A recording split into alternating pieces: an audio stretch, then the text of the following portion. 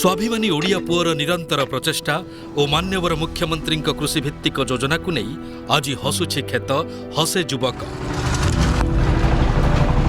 कृषि को नहीं उन्नतिर धारारे जोड़ी होइछि मयूरभंज जिला ररुआ ब्लॉक अंगारपड़ा पंचायतर तुलसीपुर गाँव। ए गाँवर युवक दुर्योधन महंत आज आखपाख अंचल पाई एक उदाहरण।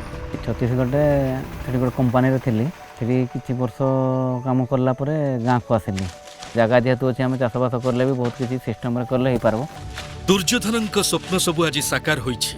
दुर्योधन जमी आज पलटिछि विभिन्न किसमर आंब आउ G9 भेराइटी कदलीर फार्म हाउस। तांको खुशी रे नुआ रंग भरी देइछि राज्य सरकारक गभीर नलकूप योजना। बोरवेल तो पटे लगभग आम गाँव भी हो नाला बोरवेल जो कूड़ा है बहुत लोग आसे देखले समस्त इच्छा प्रकाश कले आम भी करवा आगू बोलिकी।